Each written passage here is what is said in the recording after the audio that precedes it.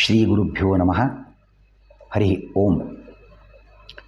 ಹಿಂದೆ ನಾವು 15ನೆಯ ಎಪಿಸೋಡ್ನಲ್ಲಿ ಸುಮಾರು 151ನೇ ಪ್ರಶ್ನೆಯವರೆಗೆ ಚಿಂತನೆಯನ್ನು ನಡೆಸಿದ್ವಿ.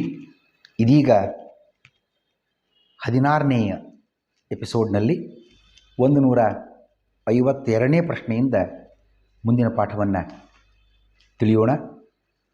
ಜೀವೇಶ್ವರ ಭೇದವನ್ನು ಹೇಳ್ತಾ ಇದ್ದಾನೆ, ಉಪದೇಶ ಕೊಡ್ತಾ ಇದ್ದಾನೆ ಉದ್ಧವನಿಗೆ ಕೃಷ್ಣ. ಈ ಜೀವೇಶ್ವರ ಭೇದ ಸಾರ್ತಕ್ಕಂತಹ ದ್ವಾಸುಪರ್ಣ ಸಯುಜಾ ಸಖಾಯ ಅನ್ನುವ ಈ ವೇದ ಹಾಗೂ ಕೃಷ್ಣನ ಮಾತುಗಳು ಯಾರಿಗೆ ಪ್ರೇರಕವಾಗಿವೆ? ಪುರಂದರದಾಸರಿಗೆ ಪ್ರೇರಕವಾಗಿದೆ. ಈ ಪ್ರೇರಣೆಯಿಂದ ಹೊರಹೊಮ್ಮಿದ ದಾಸರ ಕೃತಿ ಯಾವುದು? ಬುಡುಬುಡುಕೆ ಪದ.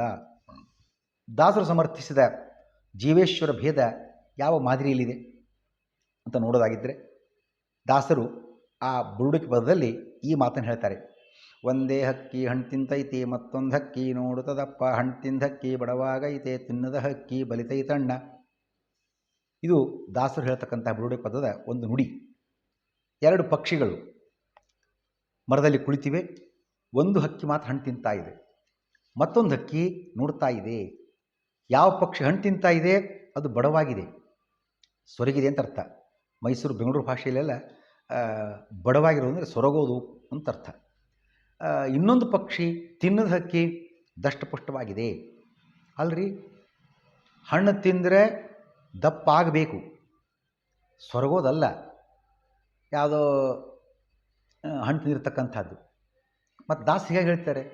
ದಾಸ ಹೇಳ್ತಕ್ಕಂಥ ಉದ್ದೇಶ, ಹಣ್ಣು ತಿಂದಕ್ಕಿ ಬಡವಾಗಿ ತಿಂದರೆ ಹಣ್ಣು ತಿಂತಕ್ಕಂಥದ್ದು ಯಾವುದೋ ಡ್ರೈ ಫ್ರೂಟ್ಸು ಅಥವಾ ಸಫರ್ಚಂದ್ ಅಥವಾ ಗೋಡಂಬಿ, ದ್ರಾಕ್ಷಿ, ಮತ್ತೇನೋ ಬಾದಾಮಿ, ಮತ್ತೇನೋ ಮುಸುಂಬಿ, ಸೇಬು ಇವನ್ನ ತಿನ್ನುವುದನ್ನೋ ಅರ್ಥ ಅಲ್ಲ. ಅವನು ತಿನ್ನೋದಾಗಿದ್ದರೆ ಬೇಕಾದ್ರೆ ದಪ್ಪ ಆಗ್ಬೋದಾಗಿತ್ತೋ ಏನೋ ಅಲ್ಲ. ಇಲ್ಲಿ ಜೀವನ ಪಕ್ಷಿ ತಾನು ಮಾಡಿದ ನಾನಾ ಜನ್ಮಗಳ ಕರ್ಮಫಲವನ್ನು ಅನುಭವಿಸಿ ಕೊರಗಿ ಕೊರಗಿ ಸೊರಗಿ ಸೊರಗಿ ಕರಗಿ ಹೋಗುವ ಮಟ್ಟಕ್ಕೆ ಬಂದಿದೆ. ಅದಕ್ಕಾಗಿ ಹಣ್ಣು ತಿಂದಕ್ಕಿ ಬಡವಾಗೈತಿ. ಈ ಕರ್ಮಫಲ ಭೋಗ ಭಗವಂತನಿಗಿಲ್ಲ, ಪಾಪವನ್ನೇ ಮಾಡಿಲ್ಲ ಅವನು, ಕರ್ಮಫಲ ಭೋಗವೂ ಇಲ್ಲ. ಹಾಗ ಅವನು ಅನಶ್ನನ್ಯ ವಿಚಾಕಶೀತಿ, ತಿನ್ನದ ಹಕ್ಕಿ ಬಲಿತೈತಣ್ಣ ಅನ್ನೋ ಮಾತನ್ನು ನೋಡ್ತಕ್ಕಂಥದ್ದು. ಮರದಲ್ಲಿ ಜೀವ ಮತ್ತು ಈಶ್ವರ ಎಂಬ ಎರಡು ಹಕ್ಕಿಗಳಿವೆ.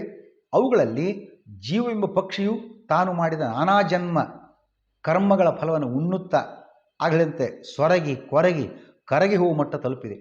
ಇನ್ನೊಂದು ಹರಿ ಎಂಬ ಪಕ್ಷಿ ಎಲ್ಲವನ್ನು ನೋಡುತ್ತಾ ಯಾವ ಕರ್ಮಫಲ ಭೋಗವಿಲ್ಲದರಿಂದ ಸಹಜವಾಗಿ ದಷ್ಟಪುಷ್ಟವಾಗಿದೆ. ನಾನಾ ಕರ್ಮಾಚರಣೆ, ಅದರ ಫಲವಾಗಿ ನಾನಾ ಜನ್ಮಗಳ ದುಃಖಾನುಭವ, ಅದರಿಂದ ಕೊರಗಿ ಸೊರಗಿ ಹೋಗುವ ಸ್ಥಿತಿ ಜೀವನದ್ದು. ಜೀವನು ಅಜ್ಞಾನಿ, ಅಸ್ವತಂತ್ರ, ಅಸಮರ್ಥನಾದ್ದರಿಂದ ಈ ಅವಸ್ಥೆ ಅವನದು. ಹರಿಯು ಸರ್ವಜ್ಞ, ಸ್ವತಂತ್ರ, ಸರ್ವಸಮರ್ಥ ಆದುದರಿಂದ ಯಾವ ಪಾಪಕರ್ಮ ಅವನಿಗಿಲ್ಲ, ಕರ್ಮಫಲವೂ ಇಲ್ಲ, ಕರ್ಮಫಲ ಭೋಗವೂ ಇಲ್ಲ. ಆದ್ದರಿಂದ ಅವನು ದಷ್ಟಪುಷ್ಟನಾಗಿದ್ದಾನೆ. ಹೀಗೆ ಜೀವ ಈಶ ಇಬ್ಬರೂ ಕೂಡ ಭಿನ್ನ ಭಿನ್ನರಾಗಿದ್ದಾರೆ ಅಂತ ಪುರಂದರದಾಸರು ಮಾಡಿರ್ತಕ್ಕಂಥ ಸಮರ್ಥನೆ ತಾರ್ಕಿಕವಾದಂತೆ ಮನೋಜ್ಞವೂ ಆಗಿದೆ. ದಾಸರು ತಮ್ಮ ನಡೆನುಡಿಗಳನ್ನು ಹೇಗೆ ಸಮರ್ಥನೆ ಮಾಡಿಕೊಂಡಿದ್ದಾರೆ ಅದೇ ಬುಡುಬುಡುಕೆ ಪದದಲ್ಲಿ ಮುಂದುವರಿಸಿ ಹೇಳ್ತಾರೆ. ಸುಳ್ಳಲ್ಲ ನೀ ಕೇಳೋ ತಮ್ಮ, ದ್ವಾಸುಪರ್ಣ ಶ್ರುತಿಯಲ್ಲೈತೆ, ಸುಳ್ಳೆಂದು ನೀನು ತಿಳಿಯಲು ಬೇಡ, ತಿಳಿದರೆ ನಿನಗೆ ಕೇಡಾದೀತು. ಸುಳ್ಳಲ್ಲ ನೀ ಕೇಳೋ ತಮ್ಮ, ನಾನು ಈ ವಿಷಯವನ್ನು ಏನೋ ಹೊಟ್ಟೆಪಾಡಿಗೆ ಹಿಟ್ಟಿನ ಸಲುವಾಗಿ ಒಂದೆರಡು ನುಡಿ ಹೊಸದು ಹೇಳ್ತಾ ಇದ್ದಾನೆ ದಾಸ ಅಂತ ತಿಳ್ಕೊಳಿಕ್ಕೆ ಹೋಗಬೇಡ. ನಾನು ಹೇಳ್ತೀವಿ ಸುಳ್ಳಲ್ಲ, ಇದು ದ್ವಾಸುಪರ್ಣ ಅನ್ನೋ ವೇದದ ಮಾತಾಗಿದೆ. ಆಗ ಹೇಳಿದಂತಾನೆ, ದ್ವಾಸುಪರ್ಣ ಸಯುಜಾ ಸಖಾಯ ಸಮಾನಂ ವೃಕ್ಷಂ ಪರಿಷಸ್ವಜಾತೆ ತಯೋರನ್ಯ ಪಿಪ್ಪಲಂ ಸ್ವಾದ್ವತ್ತಿ ಅನಶ್ನನ್ನನ್ಯೋ ಅಭಿಚಾಕಶೀತಿ. ಅಥರ್ವಣ ಉಪನಿಷತ್ತಿನ ಮಾತಿದು. ಸುಳ್ಳು ಅಂತ ಅಲ್ಲಿಗೆ ಹೋಗಬೇಡ, ಸುಳ್ಳೆಂದು ನೀನು ತಿಳಿಯಲು ಬೇಡ, ತಿಳಿದರೆ ನಿನಗೆ ಕೇಡಾದೀತು. ದ್ವಾಸುಪರ್ಣ ಎಂಬ ಅಥರ್ವಣ ಉಪನಿಷತ್ತು ಈ ಮೇಲಿನ ವಿಚಾರವನ್ನು ಸ್ಪಷ್ಟವಾಗಿಸಿದೆ. ಜೀವ ಈಶ ಎಂಬ ಎರಡು ಪಕ್ಷಿಗಳು ದೇಹವೆಂಬ ಒಂದೇ ವೃಕ್ಷದಲ್ಲಿದ್ದರೂ ಒಂದು ಪಕ್ಷಿ ಅಂದರೆ ಜೀವ ಎಂಬತಕ್ಕಂಥದ್ದು ದುಃಖಮಯ ಸಂಸಾರವನ್ನು ಮಹಾಸುಖವಾಗಿದೆ ಅಂತ ಭಾವಿಸಿ ಆ ಕರ್ಮಫಲವನ್ನು ಉಣ್ತಾ ಇದೆ. ಅಂಥ ಕರ್ಮಫಲ ಭೋಗ ಅತೀತ ನಾದವನು ಭಗವಂತ, ಅದಕ್ಕಾಗಿ ಅವನು ದಷ್ಟಪುಷ್ಟನಾಗಿದ್ದಾನೆ ಎಂಬುದು ಈ ಮೇಲಿನ ಉಪನಿಷತ್ತಿನ ಸಾರಾಂಶವಾಗಿದೆ. ಈ ಜೀವೇಶ್ವರ ಭೇದ, ಜೀವ ಬೇರೆ ಈಶ್ವರ ಬೇರೆ, ಒಡೆದು ಕಾಣುವ ಎದ್ದು ಕಾಣುವ ಇಂಥ ಭೇದ ಇದೆ. ನೀವು ಒದ್ದಾಡ್ತಾನೆ, ಜೀವ ಕಷ್ಟಪಡ್ತಾ ಇದ್ದಾನೆ, ಯಾವಾಗಲೂ ಗುಳೋ ಅಂತ ಅಳಬುಕ್ತಾನೆ, ಅವನು ಆರಾಮ ನಗುಮುಖದಲ್ಲಿದ್ದಾನೆ. ಭಗವಂತ ಪ್ರಸನ್ನೋ ಭಾರತ, ಆರಾಮಾಗಿದ್ದಾನೆ. ಮಂದಹಾಸ ಮುಖದಲ್ಲಿ ಯಾವಾಗ ಬರ್ತದೆ? ಆರಾಮಾಗಿದ್ದಾಗ, ಯಾವ ಚಿಂತೆ ಇಲ್ಲದೆ ಇದ್ದಾಗ, ಮುಂದಿನದ್ದೆಲ್ಲ ಗೊತ್ತಿದ್ದಾಗ ನಗುಮುಖ. ಸುಮ್ಮನೆ ನಗುಮುಖ ಬರ್ತದೆ, ಚಿಂತೆ ತುಂಬಿಕೊಂಡು ಒದ್ದಾಡಿಕೊಂಡು. ಅದಕ್ಕೆ ಫೋಟೋಗ್ರಾಫರ್ ಹೇಳ್ತಿರ್ತಾನೆ, ಫೋಟೋ ತೆಗೆಯುವಾಗ ಸ್ಮೈಲ್ ಪ್ಲೀಸ್. ಈಗಾದರೂ ಚಿಂತೆ ಯಾವಾಗಲೂ ಇದ್ದದ್ದೇ ನಿಮ್ಮದು, ಆಗ್ತದೆ ಚಿಂತೆ, ನಗುಮುಖ ಸಾಧ್ಯನೇ ಇಲ್ಲ. ಹಾಗಾಗಿ ಭಗವಂತ ಯಾವಾಗಲೂ ನಗುಮುಖಿರಲಿಕ್ಕೆ ಇದೇ ಕಾರಣ. ಪ್ರಸನ್ನವದನಂ ಧ್ಯಾಯೇತ್ ಸರ್ವ ವಿಘ್ನೋಪಶಾಂತಯೇ. ಪ್ರಸನ್ನವದನಂ, ನಗುಮುಖದಲ್ಲಿದ್ದಾನೆ ಭಗವಂತ. ಮಂದಹಾಸದಲ್ಲಿದ್ದಾನೆ ಅಂತ ಚಿಂತನೆ ಮಾಡಬೇಕು. ಮಂದಹಾಸ ಮೃದು ಸುಂದರ ಅನನಂ, ಭಗವಂತನ ಸ್ವರೂಪ. ಪ್ರಹಸನ್ಯೋ ಭಾರತ, ಭಗವದ್ಗೀತೆ. ಹೀಗೆ ಭಗವಂತ ನಗುಮುಖದಲ್ಲಿದ್ದಾನೆ. ಕಾರಣ ಅದಕ್ಕೆ ಯಾವ ಕರ್ಮಫಲ ಇಲ್ಲ, ಚಿಂತೆ ಇಲ್ಲ, ಭೋಗ ಇಲ್ಲ, ಒದ್ದಾಟ ಇಲ್ಲ, ಕಷ್ಟ ಇಲ್ಲ, ಆರಾಮಾಗಿದ್ದಾನೆ. ಅದಕ್ಕಾಗಿ ಜೀವ ಬೇರೆ, ಭಗವಂತ ಬೇರೆ. ಇದು ಸುಳ್ಳು ಅಂತ ಅಂದ್ಕೊಳ್ಳಿಕ್ಕೆ ಹೋಗಬೇಡ. ವೇದ ಸಿದ್ಧವಾಗಿರ್ತಕ್ಕಂಥದ್ದು, ವೇದ ಸಿದ್ಧವಾದುದನ್ನು ಸುಳ್ಳು ಅಂತ ಹೇಳಿ ಅದಕ್ಕೆ ವಿರುದ್ಧವಾಗಿ ನಡೆದು ಮಾಡಿದಿ ಅಂತಂದರೆ ಕೇಡಾಗುವುದು. ಬಿ ಕೇರ್ಫುಲ್ ಎಂಬ ಎಚ್ಚರಿಕೆ ಸಂದೇಶವನ್ನು ಕೂಡ ಪುರಂದರದಾಸರು ನೀಡಿರ್ತಕ್ಕದ್ದನ್ನು ನಾವು ಗಮನಿಸಬಹುದಾಗಿದೆ. ವೇದ ಹೇಳ್ತದೆ, ಭಗವಂತ ಎಲ್ಲ ಕಡೆ ನೋಡ್ತಾ ಇದ್ದಾನೆ. ವಿಶ್ವತಶ್ಚಕ್ಷು ವಿಶ್ವತೋ ಮುಖ ವಿಶ್ವತೋ ಬಾಹು ವಿಶ್ವತಸ್ಪಾತ್ ಸಹಸ್ರಶೇಷ ಪುರುಷ ಸಹಸ್ರಾಕ್ಷ ಸಹಸ್ರಾಪಾತ್ ಸಹಸ್ರಾಕ್ಷ, ಎಲ್ಲವನ್ನು ನೋಡ್ತಾ ಇದ್ದಾನೆ. ಭಗವಂತನ ಕಣ್ಣು ಅಂದರೆ ಹೈ ಪವರ್ CCTV ಕ್ಯಾಮರಾ ಅದು. ಅವನ ಕಣ್ಣು ತಪ್ಪಿಸಿ ಯಾರು ಏನೂ ಮಾಡುವಂತಿಲ್ಲ. ಇದು ಭಗವಂತನ ಮಹಿಮೆ. ಅದಕ್ಕಾಗಿ ವೇದವಾಣಿಗಳಿಂದ ಸಿದ್ಧವಾದ ಹರಿಯ ಸರ್ವವ್ಯಾಪ್ತಿ, ಎಲ್ಲವನ್ನು ಗಮನಿಸುವಿಕೆ ಮುಂತಾದ ಜೀವನಿಂದ ಭಿನ್ನವೆನಿಸುವ ಹರಿಯ ಗುಣಗಳನ್ನು ಮತ್ತೊಂದಕ್ಕೆ ನೋಡುತ್ತದಪ್ಪ ಎಂದು ದಾಸರು ಸಂಗ್ರಹಿಸಿರುವುದು ಗಮನಾರ್ಹವಾಗಿದೆ. ಹಿಂದೆ ಬಂತು ಕೃಷ್ಣನ ಉಪದೇಶದಲ್ಲಿ ವಿದ್ಯೆ ಅನಾದಿ. ಈ ಮಾತಿನ ಅಭಿಪ್ರಾಯ ಏನು? ಬಹುಜನ್ಮ ಸಾಧನೆಯಿಂದ ಲಭ್ಯವಾಗುವುದು ವಿದ್ಯೆ. ಅನಾದಿಯ ಸಾಧನೆ ಇಲ್ಲ, ಅದು ಆಮೇಲೆ ಸಿಗತಕ್ಕಂಥದ್ದು. ಆದಿ ಇಲ್ಲ ಅಂತ ಅರ್ಥ, ಆದಿ ಉಂಟೀಗ. ಯಾಕೆ? ಸಾಧನೆ ಮಾಡಿದ ಮೇಲೆ ಬರ್ತಕ್ಕಂಥದ್ದು ವಿದ್ಯೆ. ಹಾಗಾದ್ರೆ ಅನಾದಿ ಅಂತ ಅನ್ಲಿಕ್ಕೆ ಆಗೋದಿಲ್ಲ. ಮತ್ತು ಅನಾದಿ ಅಂತ ಹೇಗೆ ಹೇಳಿದ್ರೆ ಹಾಗಾದ್ರೆ ಅಂತಂದರೆ, ಅದರ ಅಭಿಮಾನಿನಿ ಶ್ರೀದೇವಿ ಅನಾದಿ. ಆದ್ದರಿಂದ ಆ ವಿದ್ಯೆಯನ್ನು ಆ ಅಭಿಪ್ರಾಯದಲ್ಲಿ ಅಮುಖ್ಯವಾಗಿ ಗೌಣ ವ್ಯವಹಾರ ಅಂತ ಅದನ್ನು ತಿಳ್ಕೊಳ್ಬೇಕು. ಜೀವೇಶ್ವರ ಇರಿಸ್ತಕ್ಕಂತಹ ಇಂತಹದೇ ಮತ್ತೊಂದು ಮಾತು ಯಾವುದು? ಜೀವ ಬೇರೆ, ಈಶ್ವರ ಬೇರೆ ಅಂತ ಹೇಳ್ತಕ್ಕ ಮತ್ತೊಂದು ಮಾತು. ಅಲ್ಪಶಕ್ತಿ ಅಸಾರ್ವಜ್ಞಂ ದುಃಖ ಪೂರ್ತಿ ಅಪೂರ್ಣತಾ ಉಪಜೀವಕತ್ವಂ ಜೀವತ್ವಂ ಈಶತ್ವಂ ತದ್ವಿಪರ್ಯಯ. ಎರಡು ಒಡೆದು ಕಾಣತಕ್ಕಂಥ ವ್ಯತ್ಯಾಸ. ಜೀವ ಬೇರೆ, ಭಗವಂತ ಬೇರೆ. ಜೀವನ ಗುಣ ಏನು? ಅಲ್ಪಶಕ್ತಿ. ಅದರ ವಿರುದ್ಧ ಗುಣ ಸರ್ವಶಕ್ತಿ ಭಗವಂತನದ್ದು. ಅಸಾರ್ವಜ್ಞಂ, ಜೀವನ ಏನೂ ಗೊತ್ತೇ ಇಲ್ಲ, ತಿಳಿಗೇಡಿ, ಅಜ್ಞಾನಿ. ಭಗವಂತ ಸರ್ವಜ್ಞನಾಗಿದ್ದಾನೆ. ಇವನು ಅಲ್ಪಜ್ಞ, ಅವನು ಸರ್ವಜ್ಞ. ಜೀವನಿಗೆ ದುಃಖ ಪೂರ್ತಿ, ಜೀವನ ಪೂರ್ಣ. ದುಃಖನೇ ದುಃಖನೇ ದುಃಖನೇ ಹೇಳ್ಕೋತೇವೆ ಅಷ್ಟೇ. ಭೇಟಿಯಾದಾಗೆಲ್ಲ ಏನ್ರಿ ಆರಾಮಿದ್ದೀರೇನ್ರಿ? ಆರಾಮಿದ್ದೇವೆ. ಅದು ಬರೀ ಬಾಯಿ ಮಾತಷ್ಟೇ. ಅದು ಎಲ್ಲಿವರೆಗೆ ಈ ಬಾಯಿ ಮಾತು ಬಂದಿದೆ ಅಂತಂದರೆ ಆರಾಮಿದ್ದೀವಿ ಅಂತ. ಆರಾಮಿದ್ದೀವಿ. ಇಬ್ಬರು ವೈದ್ಯರ ಹತ್ರ ಬಂದಿರ್ತಾರೆ, ಅಲ್ಲಿ ವೈದ್ಯರು ಬರ್ಕೊಡ್ತಾರೆ ಪ್ರಿಸ್ಕ್ರಿಪ್ಷನ್, ನಿಮಗಿದು ಅಂತ. ಇಬ್ಬರು ಅಲ್ಲೇ ಬಂದವರು ಭೇಟಿ ಆದವರು ಆರಾಮಿದ್ದೀರೇನ್ರಿ? ಆರಾಮಿದ್ದೇವೆ. ಹೌದು, ನೀವು ಆರಾಮಿದ್ದೀರಿ, ನೀವು ಆರಾಮಿದ್ದೀರಿ ಮೇಡಮ್. ತಿಲ್ಲಿಯಾಗಿ ಬಂದಿದೆ ವೈದ್ಯರ ಹತ್ರ ಇಬ್ಬರು. ಬರೀ ಮಾತಷ್ಟೇ ಅಂತ ಅರ್ಥ. ಕೆಲವರು ಬೆಳಗ್ಗೆ ಎದ್ದು ವಾಕಿಂಗ್ ಹೋಗ್ತಿರ್ತಾರೆ, ಮಾತಾಡುವಾಗ ಏನ್ರಿ ಎದ್ದರೇನ್ರಿ ಅಂತ ಕೇಳ್ತಾರೆ. ಹೇಳದೆ ರಸ್ತೆ ಮೇಲೆ ಬರ್ತೇನೆ ನಾನು ಅಂತಂದರೆ ಮಾತಿನ ಕ್ರಮ ಅಷ್ಟೇ, ವಾಸ್ತವತೆ ಅಲ್ಲ ಅದು. ಹಾಗಾಗಿ ಆರಾಮಿದ್ದೇವೆ ಅಂತ ಹೇಳ್ತೇವೆ ಅಷ್ಟೇ ವಿನಃ ಒಂದಲ್ಲ ಒಂದು ಕೊರಗು, ಒಂದಲ್ಲ ಒಂದು ದುಃಖ ಇದ್ದದ್ದೇ, ಇರಲಿಕ್ಕೇ ಬೇಕು. ಕೆಲವು ಎರಡು ಹೆಚ್ಚು, ಎರಡು ಕಮ್ಮಿ ಇಷ್ಟೇ. ದುಃಖ ಪೂರ್ತಿ, ಸುಖ ಪೂರ್ತಿ ಭಗವಂತನದ್ದು. ಅಪೂರ್ಣತೆ ಏನು ಪೂರ್ಣ ಜೀವನದಲ್ಲಿ? ಜ್ಞಾನ ಪೂರ್ಣ ಇದೆಯಾ? ಆನಂದ, ಸೌಂದರ್ಯ, ಸಂಪತ್ತು, ಸಾಮರ್ಥ್ಯ, ಆಯುಷ್ಯ ಏನು ಪೂರ್ಣ ಇದೆ? ಇದ್ದದ್ದೇ ಒಂದು ಚೂರು, ಅದು ಒಂದು ಚೂರಾಗಿ ಹೋಗಿಬಿಡ್ತದೆ. ಭಗವಂತನಲ್ಲಿ ಎಲ್ಲವೂ ಪೂರ್ಣವಾಗಿದೆ. ಅಸ್ವಾತಂತ್ರ್ಯ ಜೀವನಲ್ಲಿ, ಸ್ವಾತಂತ್ರ್ಯ ಭಗವಂತನಲ್ಲಿ. ಇವು ಕ್ರಮವಾಗಿ ಜೀವ ಈಶ್ವರಲ್ಲಿಯ ಎದ್ದು ಕಾಣುವ ವಿರುದ್ಧ ಗುಣ ಲಕ್ಷಣ. ನನ್ನ ಶಾಲು ಹಸಿರಾಗಿದೆ, ಅವರ ಮೇಲಿನ ಹೊದಿಕೆ, ದುಪ್ಪಟ್ಟ ಅಥವಾ ವೇಲ್ ಅಥವಾ ಮೇಲಿನ ಬಟ್ಟೆ ಬಿಳಿಯಾಗಿದೆ. ಯಾಕೆ? ಎರಡು ಬೇರೆ ಬೇರೆ. ಸ್ಪಷ್ಟ ಇದೆಯಲ್ಲ, ಇದು ಹಸಿರಾಗಿದೆ, ಅದು ಬಿಳಿಯಾಗಿದೆ. ಎದ್ದು ಕಾಣಿಸುವ, ಢಾಳಾಯಿ ಕಾಣಿಸುವ, ಮುಖಕ್ಕೆ ರಾಚುವ ವ್ಯತ್ಯಾಸ ಕಂಡು ಬರ್ತಾ ಇದೆ. ಎರಡು ಬೇರೆ ಬೇರೆ. ಹಾಗೆ ಜೀವ ಬೇರೆ, ಭಗವಂತ ಬೇರೆ, ಅವರ ಗುಣಲಕ್ಷಣ ಬೇರೆ ಅನ್ನೋದನ್ನು ಈಗಾಗಲೇ ನಾವು ನೋಡಿದ್ದಾಗಿದೆ. ಅದಕ್ಕಾಗಿ ಜೀವ ಈಶ್ವರ ಇಬ್ಬರು ಭಿನ್ನ ಭಿನ್ನರಾಗಿದ್ದಾರೆ. ಜೀವ ನಿತ್ಯಬದ್ಧ, ಯಾವಾಗಲೂ ಬದ್ಧನೇನು ಜೀವ. ಹರಿ ನಿತ್ಯ ಮುಕ್ತ. ಯಾಕೆ? ಜೀವನು ಅಜ್ಞಾನಿ ಅಥವಾ ಅಲ್ಪಜ್ಞ, ಆಗ ಹೇಳಿದಂತಾನೆ. ಹರಿಯು ಸರ್ವಜ್ಞ. ಇದೇ ಕಾರಣ ಈ ಜೀವನಿಗೆ ಎಲ್ಲಿಯವರೆಗೆ ಅಜ್ಞತ್ವ ಅಲ್ಪಜ್ಞತ್ವ ಬರ್ತದೆ, ಇದೇ ಬಂಧನಕ್ಕೆ ಕಾರಣ. ಜೀವನಿಗೆ ಅಜ್ಞತ್ವ ಇದು ಬಂಧನಕ್ಕೆ ಕಾರಣವಾಗುವಂತೆ ಭಗವಂತನಿಗೆ ಸರ್ವಜ್ಞತ್ವವು ಮುಕ್ತಿಗೆ ಕಾರಣವಾಗಿದೆ. ಇದಕ್ಕೆ ಆಧಾರ ಏನು? ಮುಕ್ತ ಜೀವನೂ ಸಹ ಜೀವರು ಹಾಗೂ ಪರಮಾತ್ಮನನ್ನು ಪೂರ್ತಿ ತಿಳಿಯುವುದಿಲ್ಲ. ಮುಕ್ತ ಜೀವನು ಆ ಮಟ್ಟ ಜ್ಞಾನ ತಲುಪಿದ್ರೂ ಇಂತಹ ಪೂರ್ಣಜ್ಞಾನ ಹರಿಗೆ ಮಾತ್ರ. ಜೀವರಲ್ಲಿ ಹೆಚ್ಚು ತಿಳಿದವನು ಯಾರಿದ್ದಾರೆ ಅಂದರೆ ಜೀವೋತ್ತಮನಾಗಿರತಕ್ಕಂತಹ ಬ್ರಹ್ಮ, ಅವನು ಮಾತ್ರ.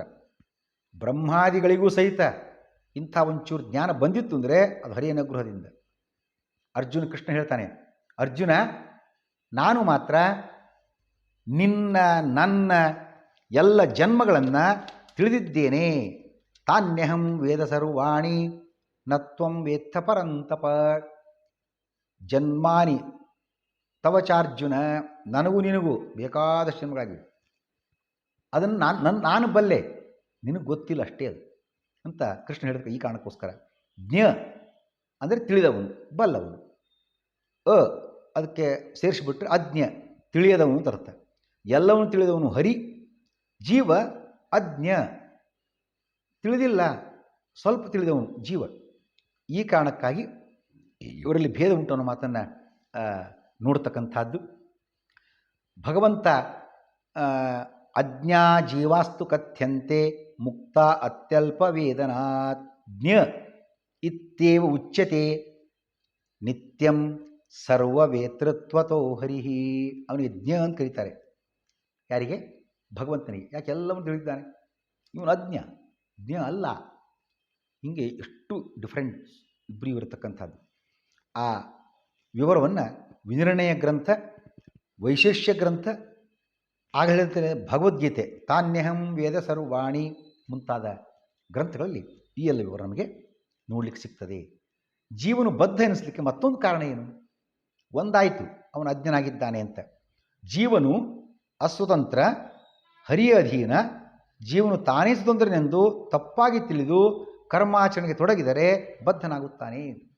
ನಾನೇ ಸ್ವತಂತ್ರ, ದೇವ್ರನ್ನೇ ಕೇಳೋದು, ಅವ್ರನ್ನೇ ಕೇಳೋದು, ಎಲ್ಲ ನಂದ ಆಸ್ತಿ, ನನ್ನದೇ ದುಡ್ಡು, ನಾನೇ ಸಂಪಾದಿಸಿದ್ದು, ನನ್ನ ಸಾಮರ್ಥ್ಯದಿಂದ ಸಿಗಲ್ಲ, ಹೀಗೆ ತಾನು ಅಂದ್ಕೊಂಡೆಲ್ಲ ಕರ್ಮಾಚರಣೆ ತೊಡಗಿದರೆ ಬದ್ಧನಾಗ್ತಾನೆ. ಸೇವಕ ಬೇರೆ, ರಾಜ ಬೇರೆ, ಹೌದಾ? ಆ ಸೇವಕ ತಾನೇ ರಾಜ ಅಂತ ತಿಳ್ಕೊಂಡು ಆ ರಾಜ್ಯ ಭಾರದ ರಾಜನ ಕಾರ್ಯಗಳನ್ನು ತಾನೇ ಮಾಡಲಿಕ್ಕೆ ಹೋದರೆ ಸಿಟ್ಟು ಬರ್ತಲ್ಲ ರಾಜನಿಗೆ, ಕೋಪಗೊಂಡು ಜೈಲಿಗೆ ಹಾಕ್ತಾನೆ ಅವನು ರಾಜ. ಆ ರೀತಿ ಆಗ್ತದೆ ಇಲ್ಲಿ ಕೂಡ, ಬಂಧನಕ್ಕೊಳಗಾಗ್ತಾನೆ. ಹಾಗೆ ಸರ್ವೋತ್ತಮನಾಗಿರ್ತ ಭಗವಂತ ರಾಜ, ನಾವು ಅವನು ಸೇವಕರು, ಅವನು ಹೇಳಿದ್ದು ಕೇಳ್ತಕ್ಕಂಥವ್ರು. ನಾನೇ ರಾಜ ಅಂಥೇಳಿ ರಾಜನಂತೆ ರಾಜಾಜ್ಞೆಯಂತೆ ನಾವು ಕಾರ್ಯಗಳನ್ನು ನಾನೇ ರಾಜಾಜ್ಞೆ ಹೊರಡಿಸ್ತೇನೆ ಅಂತ ಮಾಡಲಿಕ್ಕೆ ಹೋಗ್ಬಿಟ್ರೆ ಆ ಸೇವಕ ಸಿಕ್ಕಾಕೊಳ್ಳುವಂತೆ ನಾವು ಕೂಡ ಬಂಧಿತರಾಗ್ತಾ ಇದ್ದೀವಿ. ತಾನೇ ಸ್ವತಂತ್ರನೆಂದು ಕಾರ್ಯಕ್ಕೆ ಮುಂದಾದರೆ ಬದ್ಧನಾಗುತ್ತಾನೆ ಅನ್ನೋ ವಿಷಯ ಅಸ್ವತಂತ್ರ ಸ್ವತಂತ್ರೋಸ್ಮಿ ಇತ್ಯೇವಂ ಜೀವ ಪ್ರಭಾವಯನ್ ಬದ್ಧತೆ ಹಿ ಈಶಕೋಪೇನ ರಾಜಭಾವೇನ ಭೃತ್ಯವತ್. ಆ ಸೇವಕ ನಾನೇ ರಾಜ ಅಂತ ತಿಳ್ಕೊಂಡು ರಾಜನ ಆದೇಶ ಹೊರಡಿಸ್ತೇನೆ, ಅದನ್ನು ಮಾಡ್ತೇನೆ, ಇದನ್ನು ಮಾಡ್ತೇನೆ ಅಂದ್ಬಿಟ್ರೆ ಸಿಟ್ಟು ಬರ್ತಾ ರಾಜನಿಗೆ ಜೈಲಿಗೆ ಹಾಕ್ತಾನೆ. ಅದರಂತೆ ಈ ಜೀವನು ಕೂಡ ನಾನೇ ಸ್ವತಂತ್ರ, ನಂದೇ ಇದೆಲ್ಲ, ಜಮೀನು ನಂದೇ, ನೀರಿನಿಂದ, ಭೂಮಿನಿಂದ, ಬೆಳಕಿನಿಂದ, ಯಾವ್ದು ನಿಂದು ಅನ್ಕೋತೀವಷ್ಟೇ, ನಂದು ಯಾವುದೂ ಅಲ್ವೇ ಅಲ್ಲ. ಅದಕ್ಕಾಗಿ ಭಗವಂತನದ್ದು ವಸ್ತುವನ್ನು ಈಶಾವಾಸ್ಯಮಿದಂ ಸರ್ವಂ ಈ ಜೀವ ಮೂರ್ಖ ತಂದು ಹೇಳ್ಕೊಳ್ತಿದ್ದಾನಲ್ಲ, ಮಾಡ್ತೇನೆ, ಬುದ್ಧಿ ಕಲಿಸ್ತೇನೆ, ಹಾಕ್ತಾನೆ ಜೈಲಿಗೆ, ಬಂಧನಕ್ಕೊಳಗೆ ಹಾಕ್ತಾನೆ. ಮುಕ್ತ ಜೀವರು ಕೂಡ ಹರಿಯಧೀನರು ಅನ್ನೋ ಒಂದು ಮಾತು ಬಂತು. ಯಾಕೆ? ಇದಕ್ಕೆ ಆಧಾರ ಏನು? ಪ್ರಹ್ಲಾದನೆ ವಿಷ್ಣು ಲೋಕದಲ್ಲಿ 14 ಲಕ್ಷ ಉತ್ತಮೋತ್ತಮ ಸ್ಥಾನಗಳಿವೆ. ಇಂತಹ ಪದವಿಗಳ ಏರಿಳಿತಗಳು ಮುಕ್ತರಿಗೂ ಇರುವುದರಿಂದ ಅವರು ಸ್ವತಂತ್ರರಲ್ಲ. ಮುಕ್ತರು ಸ್ವತಂತ್ರರಲ್ಲ. 14 ಲಕ್ಷ ಉತ್ತಮೋತ್ತಮ ಪದವಿಗಳು ಮೋಕ್ಷದಲ್ಲಿ, ವಿಷ್ಣು ಲೋಕದಲ್ಲಿ. ಅಲ್ಲಿ ಗ್ರೇಡೇಷನ್ ಇದೆ ಅಂತ ಅರ್ಥ. ಆ ನಿಚೋಚ್ಚ ಭಾವ ಇದೆ ಅಂತ ಅರ್ಥ. ಅಸ್ವಾತಂತ್ರ್ಯ ಇದೆ ಅಂತ ಅರ್ಥ. ಮುಕ್ತರು ಯಾಗಾದಿಗಳಿಂದ ಹರಿಯನ್ನು ಆರಾಧಿಸುತ್ತಾರೆ, ಮುಕ್ತರು ಸಹಿತ. ಕೃಷ್ಣೋ ಮುಕ್ತಿರಿಜ್ಯತೆ ವೀತಮೋಹೈ ಶತಂ ಸಹಸ್ರಾಣಿ ಚತುರ್ದಶೇಹ ಪರಾಗತಿರ್ಜೀವಗಣಸ್ಯ ದೈತ್ಯ ಆರೋಹಣಂ ತತ್ಕೃತಮೇವ ವಿದ್ಧಿ ಸ್ಥಾನಂ ತಥಾ ನಿಸ್ಸರಣಂಚ ತೇಷಾಂ. ಮುಕ್ತಾನಾಂ ಪರಮಾಗತಿ ಸಹಸ್ರನಾಮ, ವಿಷ್ಣು ಸಹಸ್ರನಾಮ. ಅಂದರೆ ಮುಕ್ತರಿಗೆ ಪರಗತಿ ನೀಡುವವನು ಭಗವಂತ. ಪ್ರಾಣಾದಿ 15 ಕಲೆಗಳನ್ನು ಬಿಟ್ಟು ಶ್ವೇತದ್ವೀಪ ಅಂದರೆ ಮುಕ್ತಸ್ಥಾನ ಪಡೆದವರು ಸಹಿತ ಸ್ವೋತ್ತಮರ ಅಧೀನರಾಗಿದ್ದಾರೆ. ಮಾತ್ರವಲ್ಲ, ಹರಿಯಧೀನರು ಕೂಡ ಹೌದು. ನಿತ್ಯ ಮುಕ್ತ ಹಾಗೂ ಸರ್ವತಂತ್ರ ಸ್ವತಂತ್ರ ಅಂದರೆ ಹರಿ ಒಬ್ಬನೇ ಅನ್ನುವ ಈ ವಿಚಾರಗಳು ಆಗ ಹೇಳಿದಂತೆಯೇ ಶತಂ ಸಹಸ್ರಾಣಿ, ಕಲಾ ಪಂಚದಶ ಮುಂತಾದ ಮಹಾಭಾರತ ಮಹಾತ್ಮ ಗ್ರಂಥಗಳಲ್ಲಿ ಆ ಮಾಹಿತಿಯನ್ನು ನಾವು ನೋಡಬಹುದಾಗಿದೆ. ಜೀವನು ದುಃಖಿ, ಹರಿ ಅಲ್ಲ. ಯಾಕೆ? ಅಭಿಮಾನವೇ ದುಃಖದ ಮೂಲ. ಈ ದೇಹ ನನ್ನದು, ಇದು ನಾನು ಮಾಡಿದ್ದೇನೆ, ಅಭಿಮಾನ ಬಂತು, ಅದು ದುಃಖ ಉಂಟು ಮಾಡಿಬಿಡುತ್ತದೆ. ಇದು ನನ್ನ ದೇಹ, ಈ ವಿಷಯಗಳು ನಾನು ಭೋಗಿಸ್ತಾ ಇದ್ದೇನೆ, ನಾನು ನೋಡ್ತಾ ಇದ್ದೇನೆ, ನಾನು ತಿಂತಾ ಇದ್ದೇನೆ ಅಂತ ಹೀಗಲ್ಲ. ಈ ದೇಹ ವಿಷಯ ಪದಾರ್ಥಗಳ ಅಭಿಮಾನವೇ ಜೀವನಿಗೆ ದುಃಖದಾಯಕವಾಗಿದೆ. ಹರಿಗೆ ಆ ಅಭಿಮಾನ ಇಲ್ಲ, ಆದ್ದರಿಂದ ದುಃಖ ಇಲ್ಲ. ನೋಡಿರ್ಬೇಕಾದ್ರೆ ಸ್ಪಷ್ಟವಾಗಿ ಉದಾಹರಣೆ ನೋಡುವಂತಾಗಿದ್ದರೆ, ಯಾರ್ದೋ ಬಣಿವೆ ಅಂದರೆ ಹೊಲದಲ್ಲಿ ಗದ್ದೆಯಲ್ಲಿ ಎಲ್ಲ ಜೋಳ ಎಲ್ಲ ತೆಗೆದ ಮೇಲೆ ಅದೇನು ದಂಟು ಇರುತ್ತೆ, ರಾಶಿ ಮಾಡಿರ್ತಾರೆ. ಅದನ್ನು ತೆನೆಯಲ್ಲಿ ತೆಗೆದ ಮೇಲೆ ಉಳಿದ ದಂಟಿನ ಭಾಗವನ್ನು ಸಂಗ್ರಹ ಮಾಡ್ತಾರೆ. ಅದಕ್ಕೆ ಬಣಿವೆ ಅಂತ ಕರೀತಾರೆ. ಅದು ಮುಂದೆ ಎತ್ತುಗಳಿಗೆ ಹಾಕಲಿಕ್ಕೆ ಮೇವು, ಒಣ ಮೇವು, ಅದಕ್ಕೆ ಬಣಿವೆ ಅಂತ ಕರೀತಾರೆ. ಆ ಬಣಿವೆಯಲ್ಲಿ ಹಾಕಿರ್ತಾರೆ. ಎಲ್ಲೋ ತಮ್ಮ ಪಕ್ಕದ ಮನೆಯ ಹಿತ್ತಲ ಭಾಗದಲ್ಲೋ ಅಥವಾ ಹೊಲದಲ್ಲಿಯೋ ಬಣಿವೆ ಇಟ್ಟಿರ್ತಾರೆ.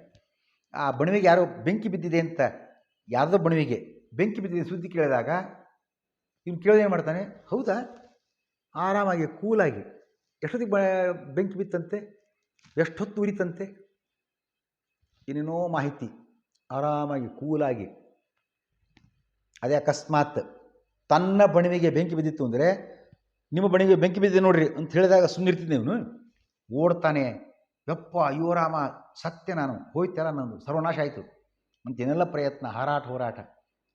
ಬೆಂಕಿ ಇನ್ನೊಬ್ಬರ ಬಣಿವೆಯನ್ನು, ನನ್ನ ಬಣಿವೆಯನ್ನು ಸುಡುವ ಕಾರ್ಯ ಒಂದೇ ರೀತಿಯಾಗಿ ಮಾಡ್ತದೆ.